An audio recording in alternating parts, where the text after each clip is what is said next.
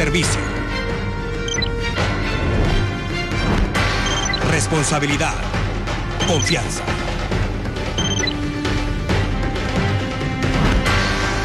T13 Noticias. Manifestantes paralizan el país. Descarado dispara al aire para amedrentar a su víctima. Exalcalde de Chinautla enfrentará a la justicia. Sangriento operativo deja a un policía herido y 2 capturados. El cantante de los tribunales sigue soltando la sopa. En el mundo, Bagdad, la capital del terrorismo. Y en los deportes, Cobán pierde a 11 príncipes azules. Esto es el servicio informativo que usted necesita. Buenas noches. Iniciamos con los bloqueos en 26 puntos estratégicos del país que hoy paralizaron el paso vehicular durante 9 horas.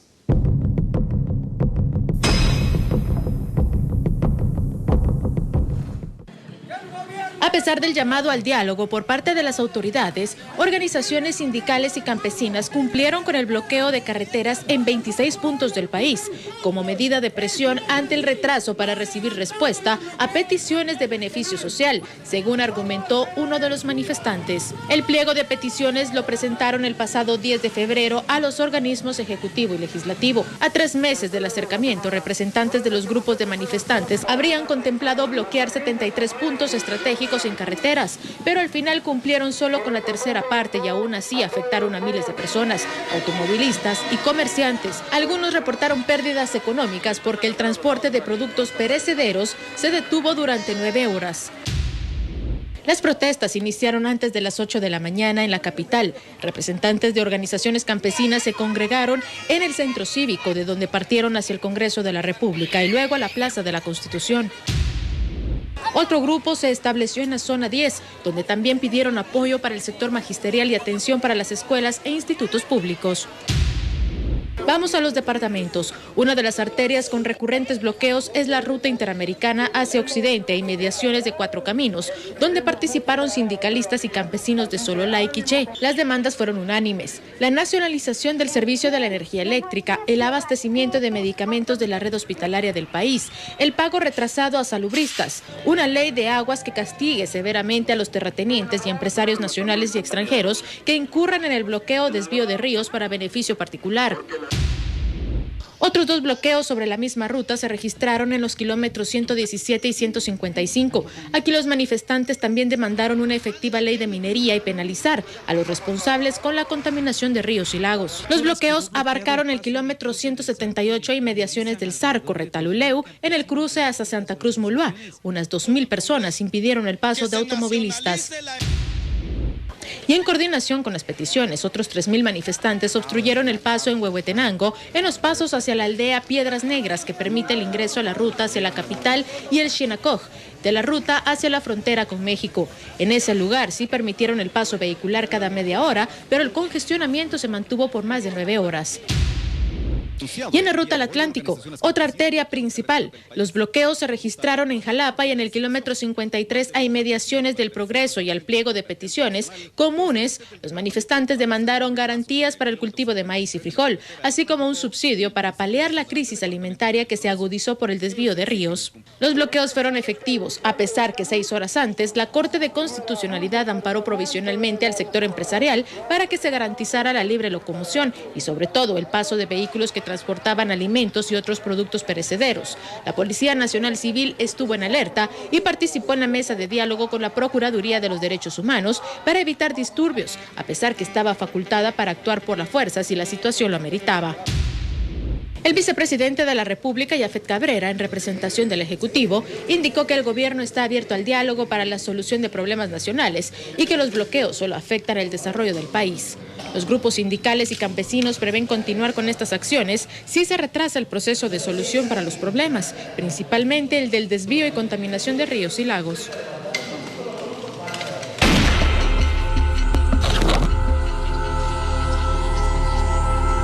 Buenas noches, y las imágenes que usted verá a continuación muestran la cobardía y la impunidad con la que actúan motoladrones a plena luz del día en la ciudad capital.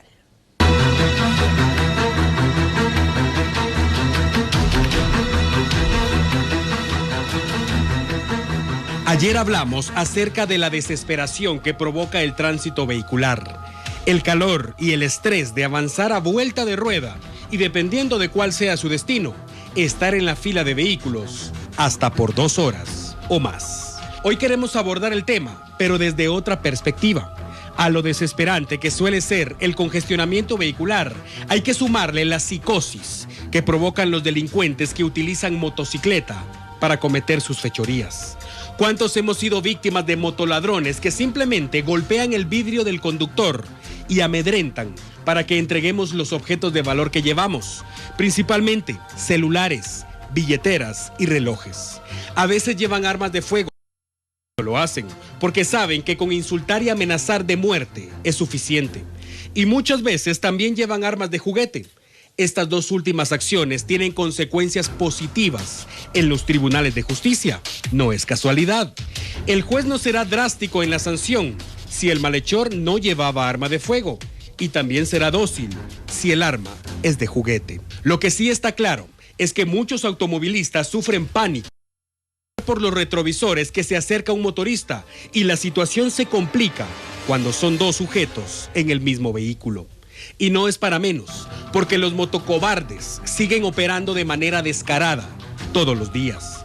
Prueba de ello es el video publicado hoy en las redes sociales, donde se muestra a un hombre en motocicleta recostado sobre la puerta del conductor de un vehículo sedán. Fíjese bien, porque parece que la víctima se niega a entregar sus pertenencias y el descarado no duda un segundo en disparar al aire para demostrarle que está dispuesto a todo.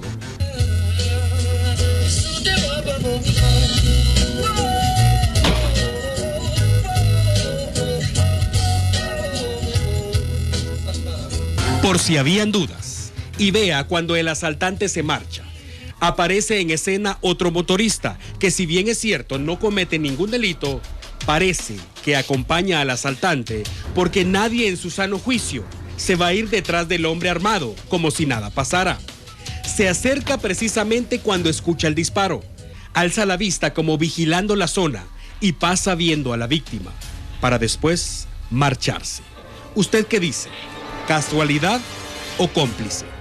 Veamos una vez más la imagen y me voy a quedar con esto. Ninguno de los sujetos lleva chaleco y casco, identificados con el número de placa de la motocicleta que conducen, tal y como lo mandan las leyes guatemaltecas. Es más, la placa de las motocicletas no se ve por ningún lado. Entonces, ¿es o no es necesario que los motoristas cumplan con el reglamento de tránsito? ¿Las autoridades deben o no deben sancionar a quien no cumpla con el reglamento de tránsito? Usted sabrá qué pensar.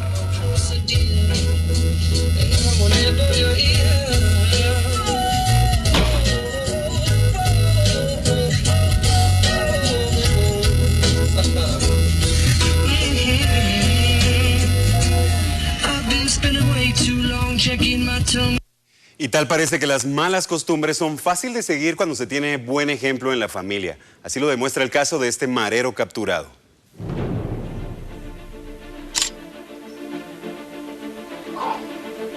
Este hombre es una joyita de la delincuencia que opera en Chinautla e integra una clica de la Mara 18. Afortunadamente hoy lo capturó la policía cuando caminaba por el sector 1 y calle principal de la colonia San Julián, zona 6 del referido municipio. Se trata de Marco Antonio Agustín Lic, de 18 años, quien dentro de una mochila portaba una pistola sin la respectiva licencia. Su argumento ante los uniformados fue que el arma la entregaría a otra persona, quien atentaría contra un comerciante del sector a quien estaban extorsionando. Lo paradójico de este caso es que hace 2 semanas la policía capturó con armas de fuego y también integrante de la Mara 18 a un primo de Agustín Lic, y el año pasado también capturaron a Sergio Aníbal Lic Castro, tío del hoy capturado, quien viajaba en un pick-up con reporte de robo y transportaba 2 rifles sin el permiso respectivo. No queda duda de que el cáncer social de las maras y las extorsiones se transmite de una generación a otra y está enraizada en el seno de la familia. Y en otro tema, quizá para evitar una sorpresiva captura, hoy el magistrado Douglas Charchal, por medio de su abogado, dijo estar a disposición de los tribunales de justicia. Tras la decisión del Pleno de Diputados de retirar el derecho de antejuicio al magistrado de la Corte Suprema de Justicia, Douglas Charchal, el expediente retornará a la Corte Suprema para que ésta designe un juez. Además, que el Ministerio Público inició con la solicitud de arraigo del magistrado para evitar que abandone el país. Sin embargo, hoy a través de su abogado Juan Alberto Guevara, presentó una serie de memoriales ante el Juzgado de Mayor Riesgo B a cargo del juez Miguel Ángel Gálvez, a razón que es en este juzgado donde se lleva el proceso penal del TCQ. En los memoriales, el magistrado hace saber al juzgado su disposición para enfrentar un proceso y acreditar a Guevara como su abogado. La acción de Charchal es evitar una posible orden de captura. En conocimiento del órgano jurisdiccional, su dirección, su teléfono, su correo electrónico, así como su servidor, para que si hay algún tipo de notificación sea por la forma más inmediata y nosotros presentarnos inmediatamente, ¿verdad? El magistrado Charchal es señalado por el Ministerio Público de haber participado dentro del contrato de usufructo de la terminal de contenedores Quetzal, según lo dio a conocer el colaborador eficaz Juan Carlos Monzón, quien señaló al magistrado de haber otorgado unas licencias de construcción a cambio de una plaza en la Corte Suprema de Justicia y, de ser necesario, enfrentará proceso penal por su posible implicación, razón por la que ya fue arraigado. En cuanto al arraigo, a nosotros no nos han notificado, sino que nos hemos enterado por ustedes, medios de comunicación, de alguna resolución judicial. Digamos, no podríamos entrar a conocer el fondo, sino que solo la noticia. Pero lo que me ha manifestado el licenciado Douglas es que pues, a él no le afecta esta situación porque él no está pensando salir del país para evadir la justicia. Por ahora, los memoriales presentados por la defensa ya fueron recibidos por el juzgado. Ahora falta esperar qué día será citado el magistrado para ser escuchado en audiencia de primera declaración.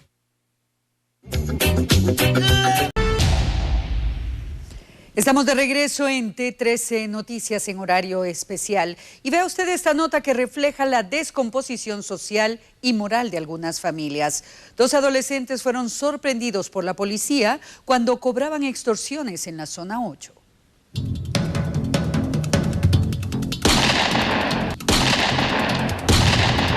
Un enfrentamiento armado en la 36 calle A y séptima avenida de la zona 8 capitalina dejó como resultado a un investigador de la Policía Nacional Civil herido y la captura de 2 menores de edad.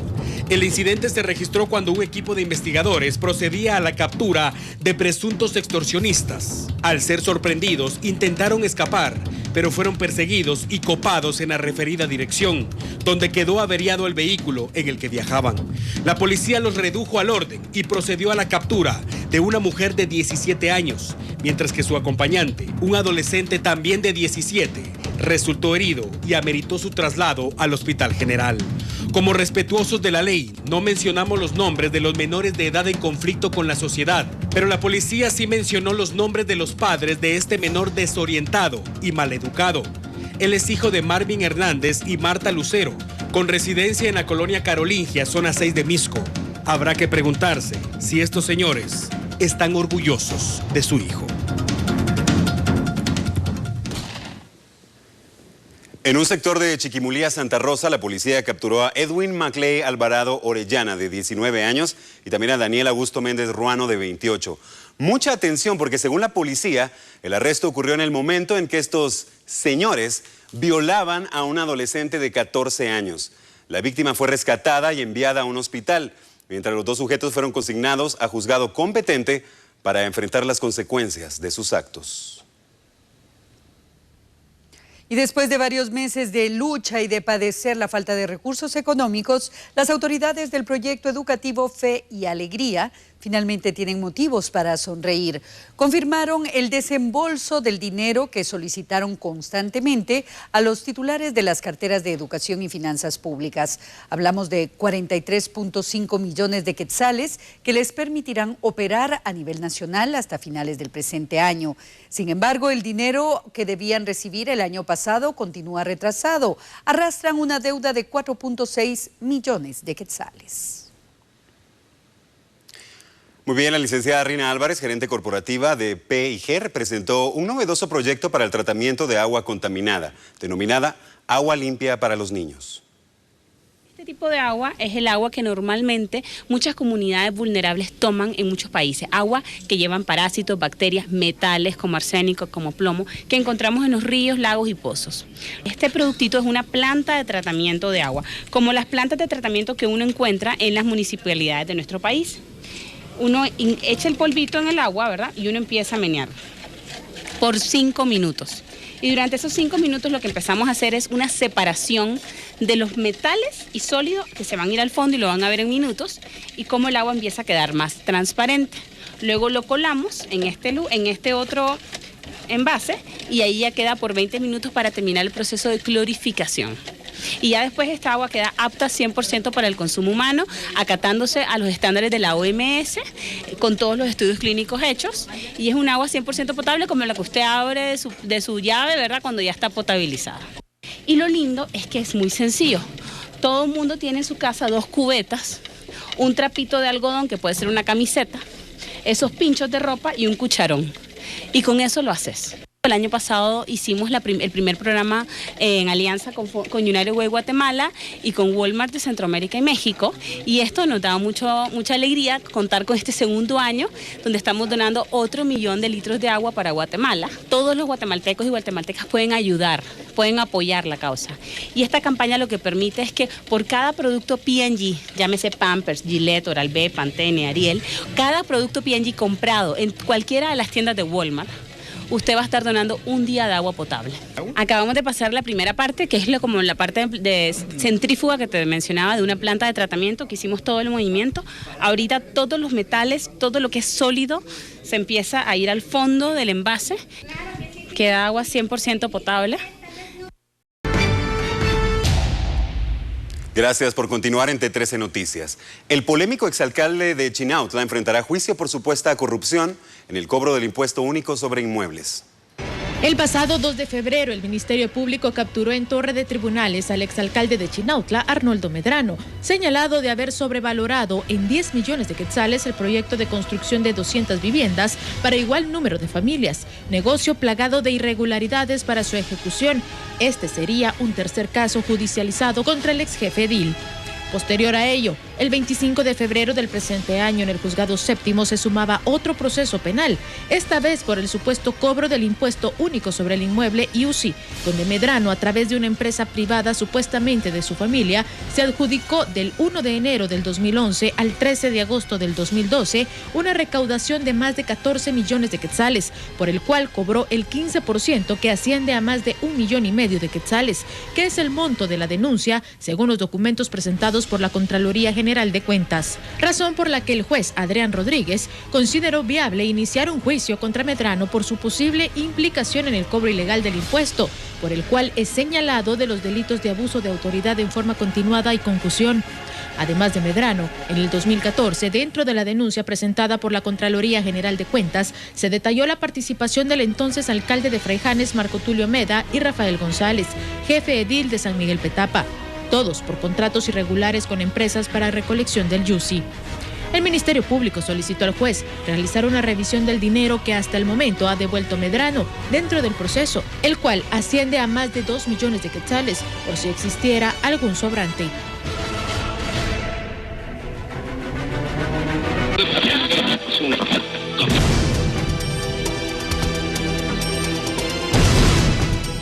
Y en otro tema, Estuardo González, alias Eco, se perfila como colaborador eficaz en el caso del bufete de la impunidad.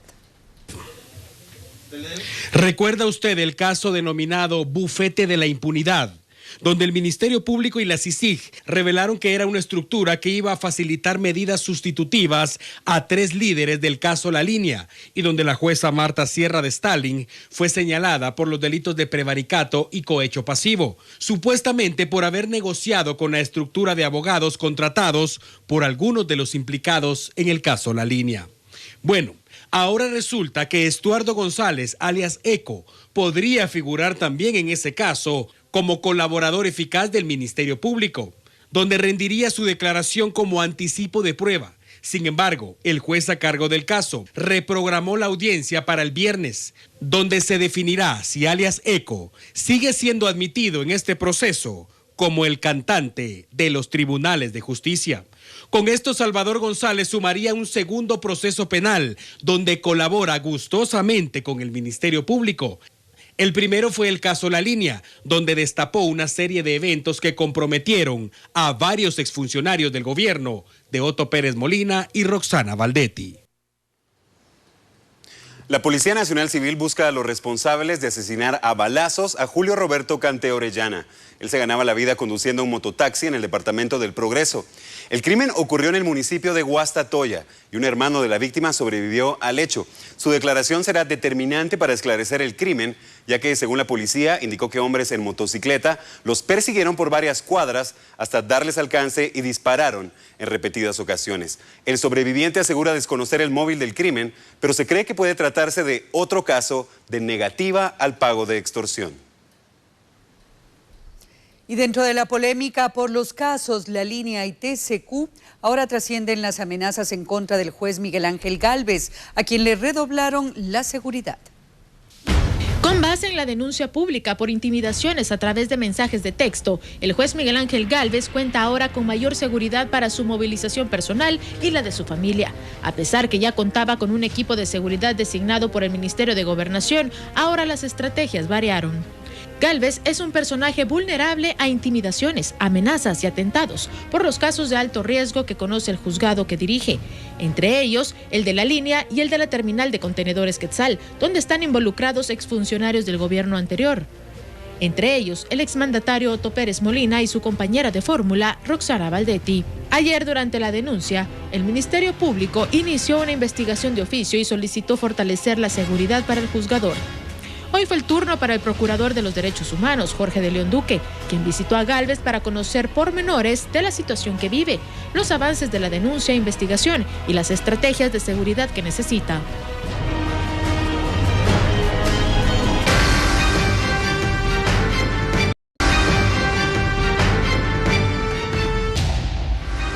Gracias por habernos acompañado en este horario especial. Les recordamos que a partir de mañana regresamos a nuestro horario habitual de las 21 horas. Eso es todo por hoy. Pablo, buenas noches. Cori, buenas noches. A continuación se quedan con el partido entre Marquense y Comunicaciones mañana a las 21 horas acá en T13 Noticias. Que descansen. Buenas noches.